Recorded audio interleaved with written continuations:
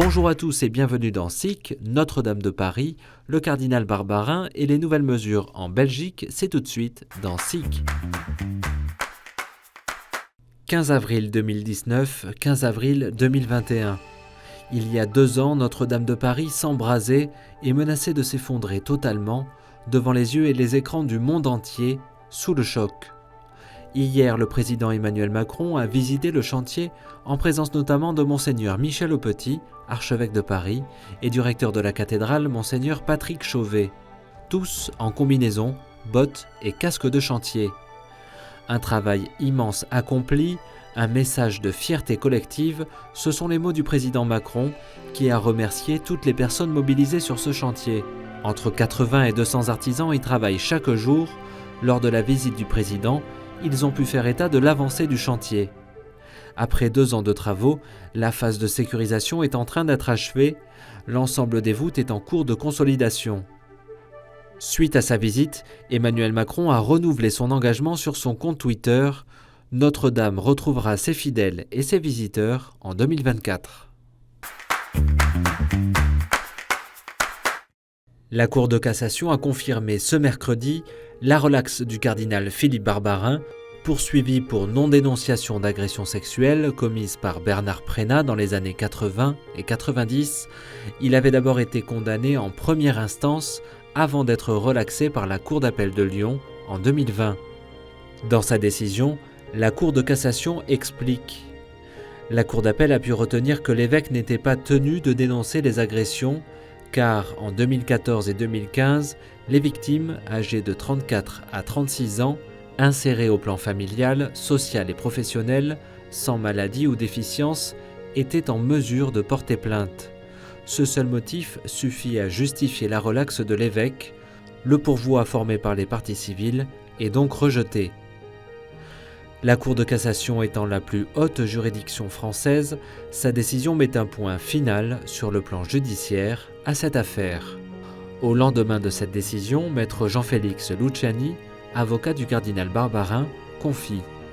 Le cardinal a reçu cet arrêt avec beaucoup d'émotion, car il avait toujours dit qu'il n'était pas coupable de ce dont on l'accusait. Je vous rappelle même qu'il avait été parfois traité de menteur. Et aujourd'hui, son honneur est définitivement rétabli. Donc il y avait beaucoup d'émotions chez lui. Des célébrations sous conditions. En Belgique, le gouvernement fédéral a annoncé ce mercredi un allègement des mesures sanitaires suite à son comité de concertation. Cet allègement concerne de nombreuses activités comme l'école, les voyages non essentiels ou encore les commerces. Mais pour la pratique du culte, aucun changement immédiat n'est prévu. Le nombre de 15 personnes autorisées par célébration dans les édifices religieux reste en vigueur. En revanche, des célébrations en extérieur rassemblant jusqu'à 50 personnes pourront être organisées à partir du 8 mai prochain, sous 2 conditions. Que 70% des personnes de 65 ans et plus soient vaccinées et que la situation dans les soins intensifs se soit améliorée durablement.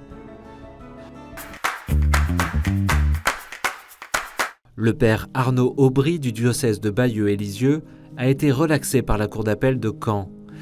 Âgé de 48 ans, le prêtre était accusé d'abus de faiblesse sur une personne âgée vulnérable et de lui avoir extorqué la somme de 300 000 €.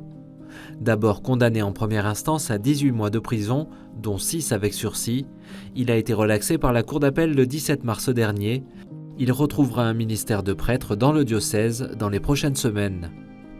Par ailleurs, dans le diocèse d'Arras, un prêtre a été condamné par le tribunal correctionnel de Béthune ce mardi 13 avril pour agression sexuelle sur personne majeure, remontant à 2018. L'abbé Hubert Renard, âgé de 87 ans aujourd'hui, a été condamné à 4 mois de prison avec sursis.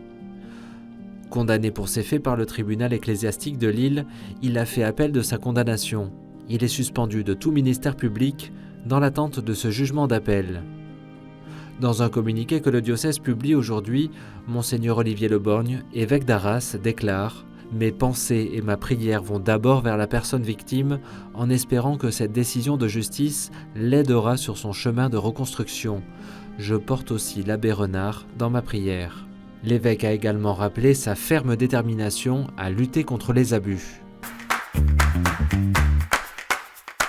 Véronique Devise pourrait devenir la prochaine présidente du Secours catholique.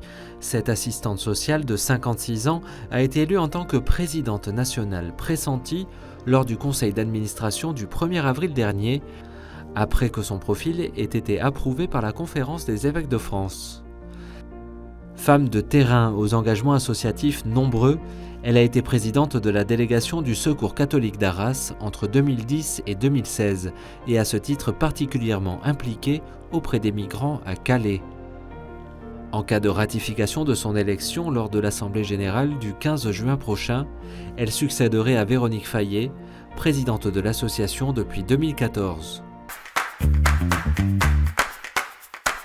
Le professeur Emmanuel Petit, président de la faculté de théologie Notre-Dame du Collège des Bernardins, a été nommé recteur de l'Institut catholique de Paris et succédera donc ainsi à Monseigneur Philippe Borden, nommé président de l'Institut pontifical théologique Jean-Paul II à Rome.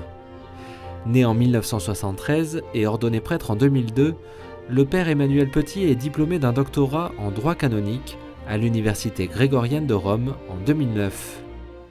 Le père Emmanuel Petit prendra ses fonctions pour une durée de 5 ans à partir du 1er septembre prochain.